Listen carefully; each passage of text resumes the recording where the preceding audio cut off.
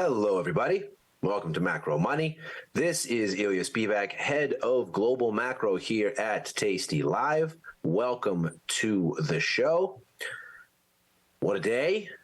We had our Fed policy announcement. It delivered as one might have expected. Of course, yesterday we talked about how the market isn't likely to like that the Fed is stopping rate hikes because it speaks to them having inflicted enough past and incoming cumulative pain to get to their inflation target. And of course, with inflation now at 5% and wanting to go to 2 if you're the Fed, means more pain is in tow.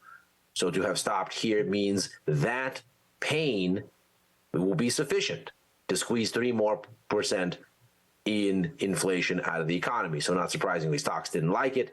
The dollar perked up some, yields didn't like it either, as we surmised yesterday. Today, we are going to look at what could be the next shoe to drop in this recession fear story. And this comes to us from the bank on the other side of the pond, the European Central Bank.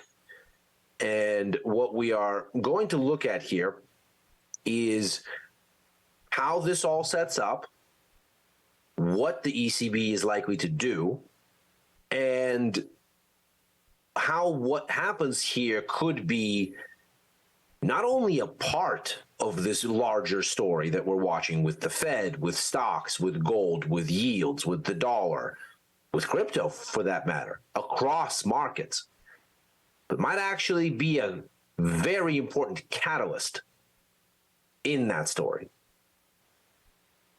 So let's first consider what it is that we are expecting to see. Here's the priced in view for policy expectations. It looks like fully priced in for a rate hike today. You can see in the implied rate delta column 29 basis points of a 25 basis point average rate move. There in the ARM column, already priced in. In other words, we are fully priced for a hike with a 16% chance probability that it will be a bigger than normal hike. You can see that come June, we're almost at 50 basis points in the implied rate delta column. So there's a second hike right there. By October, September, we're flirting with the idea of a third. So you can see we're almost at 3. If you look at the number of hikes cuts column all the way on the left there, you can see that in October, we're at 2.93. So almost 3 hikes. There is a 93% chance, in other words, that we are going to have 75 basis points in cumulative tightening by then. So the market is all but fully expecting 3 more hikes out of the ECB over the course of the coming 5-6 months or so.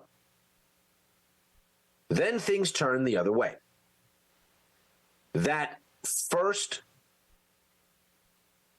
or in this case, last hike, the third one, looks like it's going to get filtered out come the beginning of next year. You can see that by the December number, we're at 2.6, down from 2.9 on the number of hikes.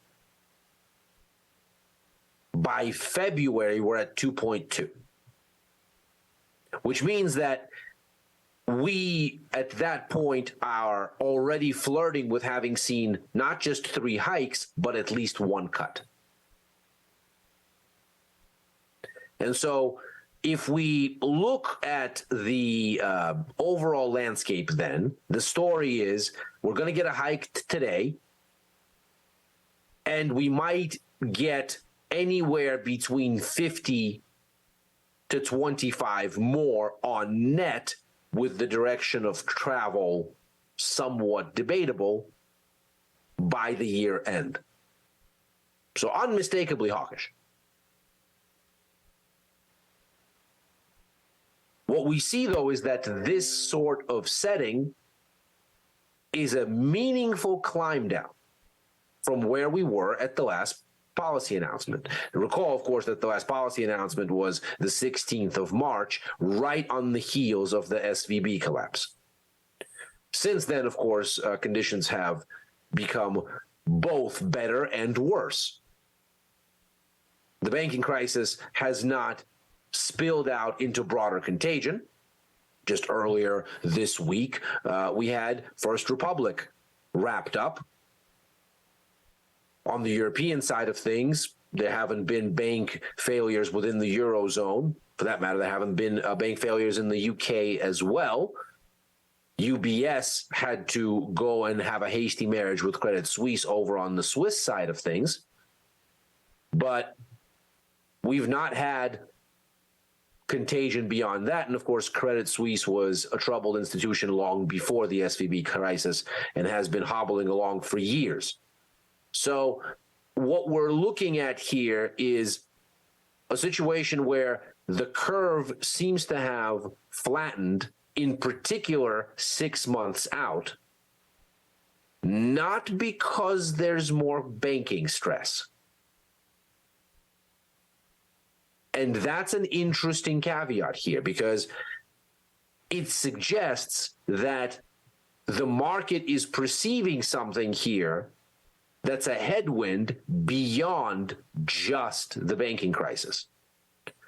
Recall we had this conversation as we were looking at the Fed yesterday, and we were asking, how come measures of credit stress have come back down, but Fed rate hike odds have not rebuilt back to where they were before the SVB collapse?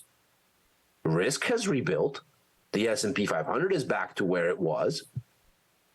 How come we're not getting a rebuild in Fed rate hike odds? And then, of course, there was all these atmospherics suggesting the market is evolving into a focus on recession. And today, we had price action in the wake of the FOMC announcement, as we mentioned at the top of the show, that seemed to endorse that idea. It may be something very similar here with the ECB. Consider what is going on and where things are set. So this is a bit of a complicated chart. Let's break it down. First, the orange line is the spread between Italian and German 10-year bond yields. This is a measure of how worried the market is about the Eurozone coming apart at the seams.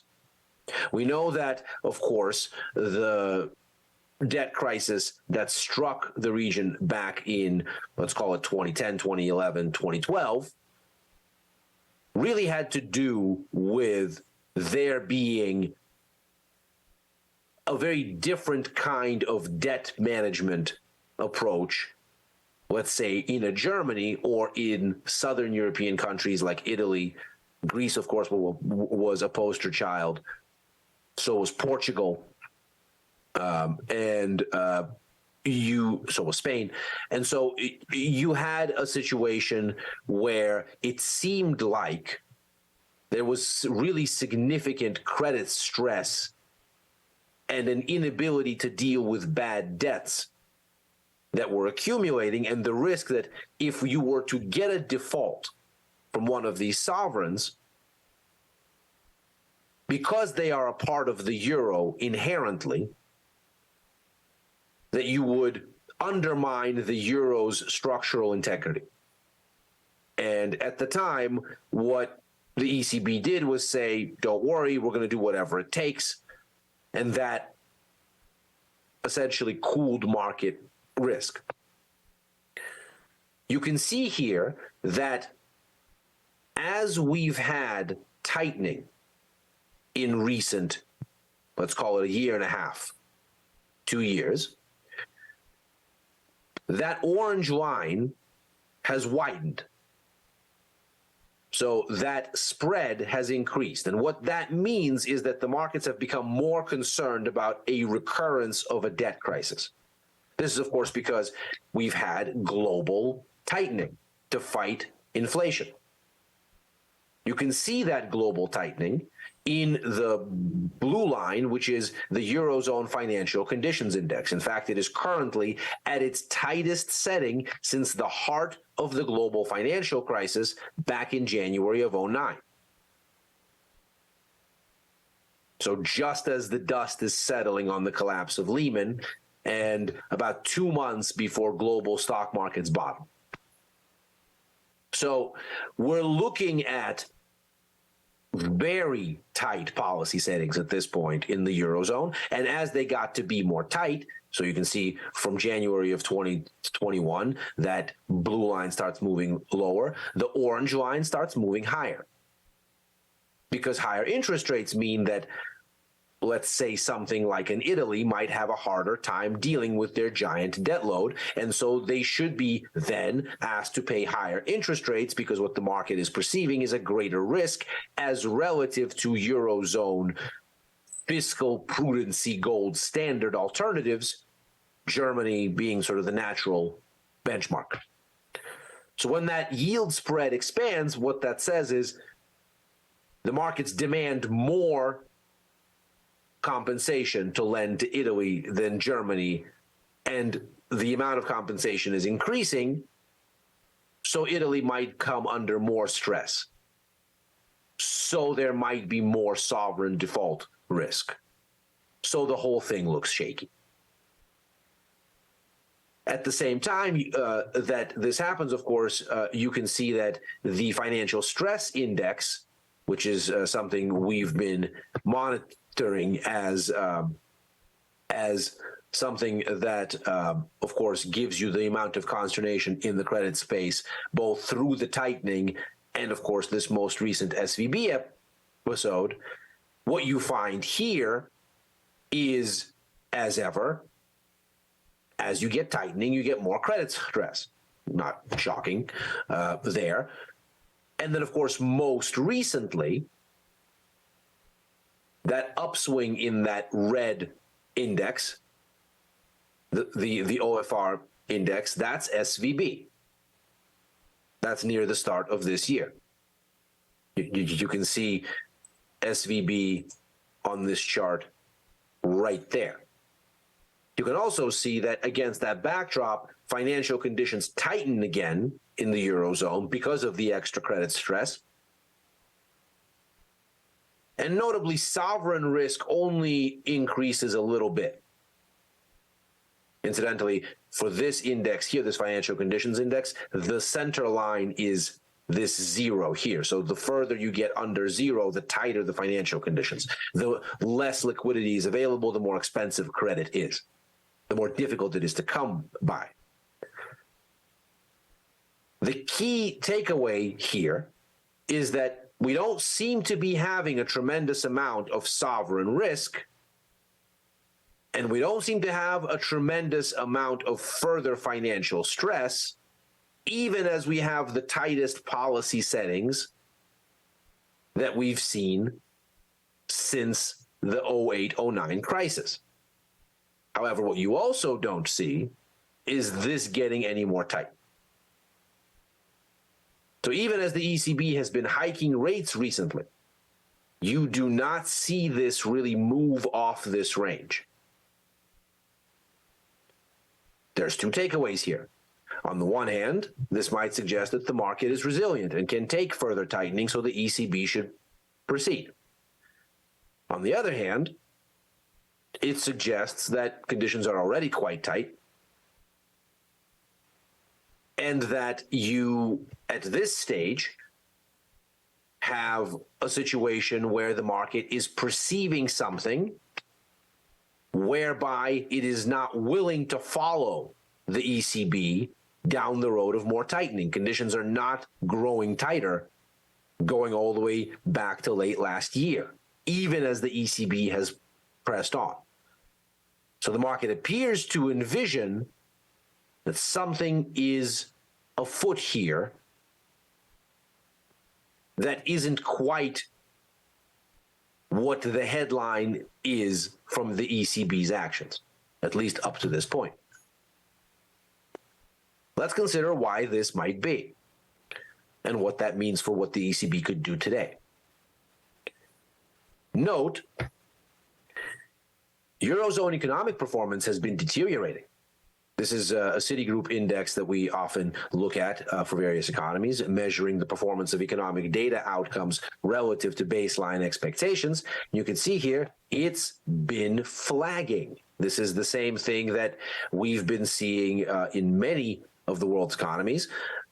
Here, the turn actually starts before the U.S. and certainly before China. If we look at the big three engines of global growth, the Eurozone, the U.S., and China, here, performance started to turn near the beginning of the year. So it would appear that the economy is starting to buckle under the weight of this, the tightest setting of credit conditions since 2009. We've also had a good deal of help from the Fed. And this, again, is a bit of a complicated chart, so let's break it down. Not only does this demonstrate that inflation is starting to come off, but why? And where, perhaps, it came from to begin with. So consider that we are still quite elevated on CPI readings. The latest number that we got was, of course, 6.9%, so not great. Still way off target from the ECB's 2% objective. But consider here, the red line is the Bloomberg Commodities Index. So that's just global commodity prices. That norm there just means it's normalized so that we could fit all of these four curves onto a two-dimensional chart with only a right and a left vertical axis. So we've just normalized some of these numbers so that we can see the trend, if not necessarily the ticker quote. So there is that Bloomberg Commodities Index. You can see that it begins to move lower as the Fed begins to raise rates. So on the bottom there, and I'm saying the Fed here on purpose. I don't mean the ECB. I mean the Fed. Notice here, as the Fed starts to raise rates, that's the green line on the bottom. That's Fed funds futures beginning to reflect what the Fed is doing. Global commodities prices come down. This, of course, makes sense. We're talking about making more expensive the borrowing of the world's only and dominant real medium of exchange.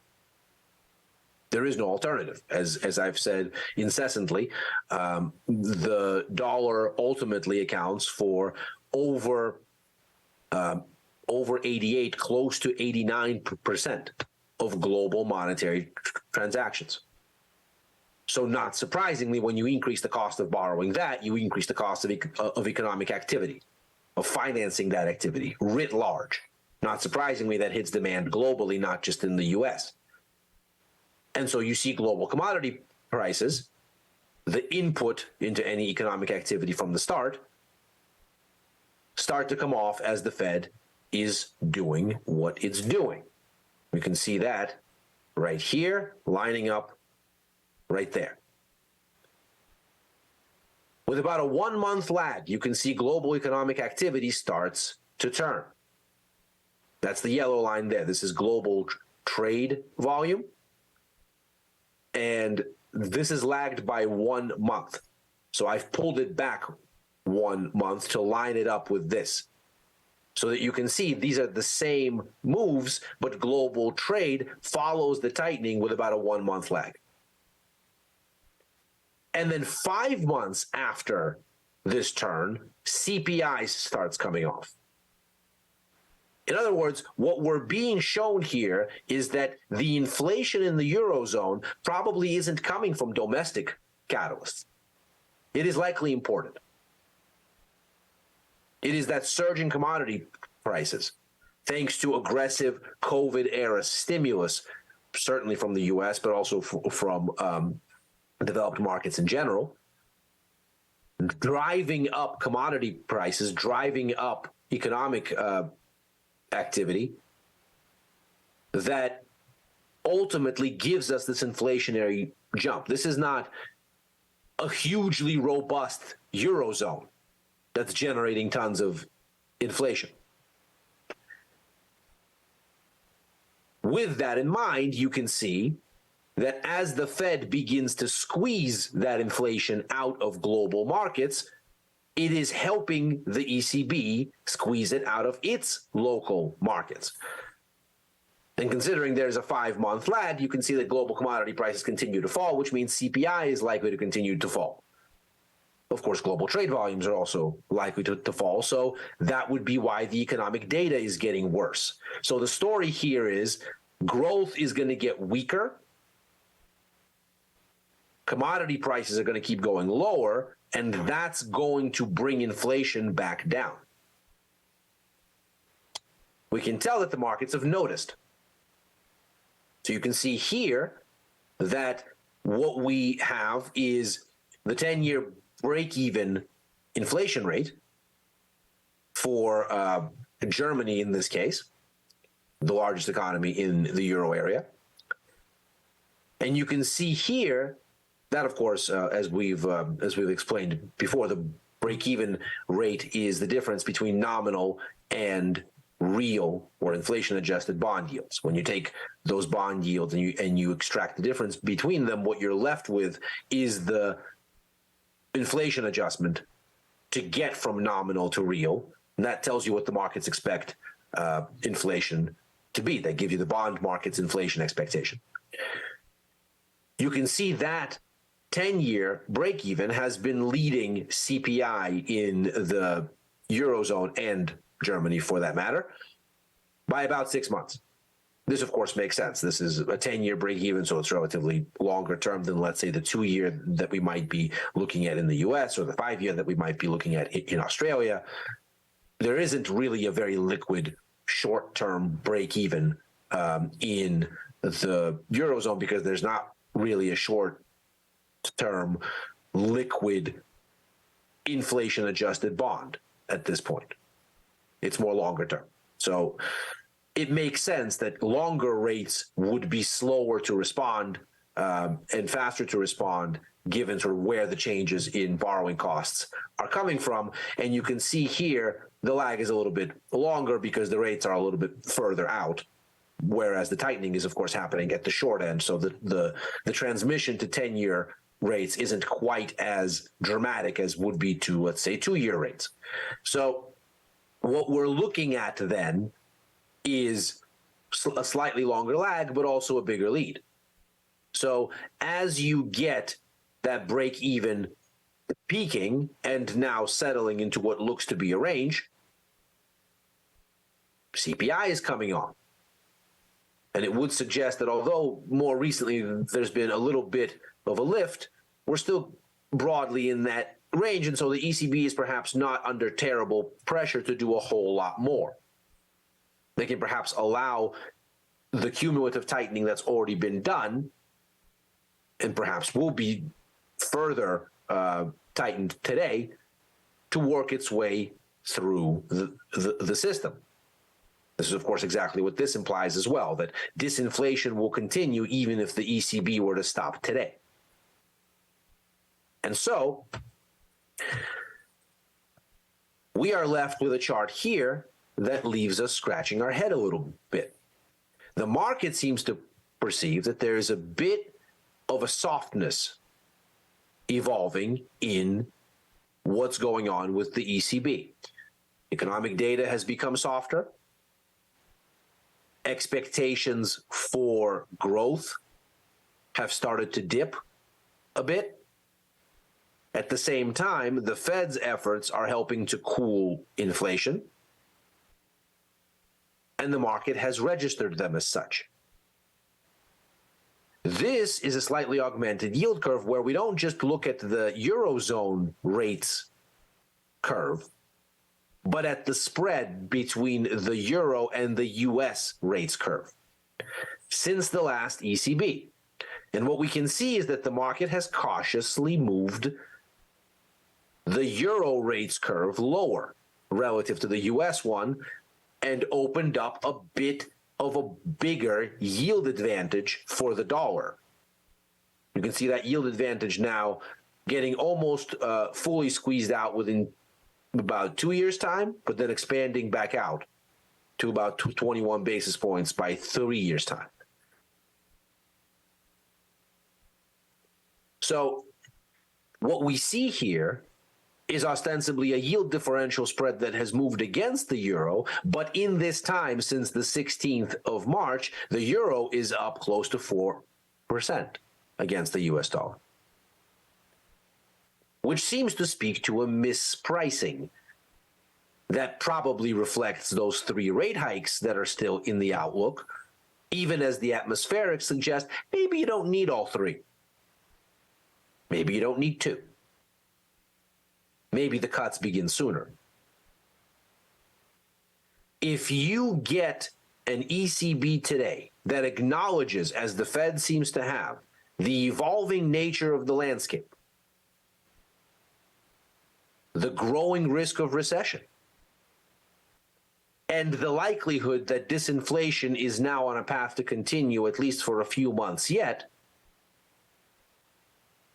there seems to be every reason for the ECB to say, here's the hike we promised you today, but from here, we're data dependent and cognizant of the cumulative effects of monetary policy, et cetera, et cetera. Something along the lines of what we heard from the Fed just hours ago. If in doing that, the ECB flags to markets, you're concerned about recession, the Fed's concerned about recession, we're concerned about recession. Well, then the euro's 4% rise over the past 2 weeks appears to be offsides. Those rate hike expectations probably need to come in, as does the euro. But more importantly, what this would suggest is that the steward of the second most liquid financial system after that of the US has the same concerns and add to the overall negative risk environment. In other words, an ECB that blinks here might very well be negative for stocks, even as it is positive for the dollar, negative for the euro, even as it is positive for gold, at least near term. And this whole thing might be quite negative for yields, which could mean that the yen, a creature of yields as we've discussed on the show before, continues to find renewed strength. And that is macro money for today. Thank you very much for joining. We are here Monday through Thursday every single week, right after overtime, a show I do recapping the prior day's market action with Chris Vecchio, head of futures and Forex here at Tasty Live. I'm also on with Chris on Fridays for Futures Power Hour and on with Tom and Tony for First Call on Sunday evenings here in the U.S. Outside of those shows, I'm opining on Twitter at Ilya Spivak. Good luck trading out there, everybody. See you tomorrow. Take care.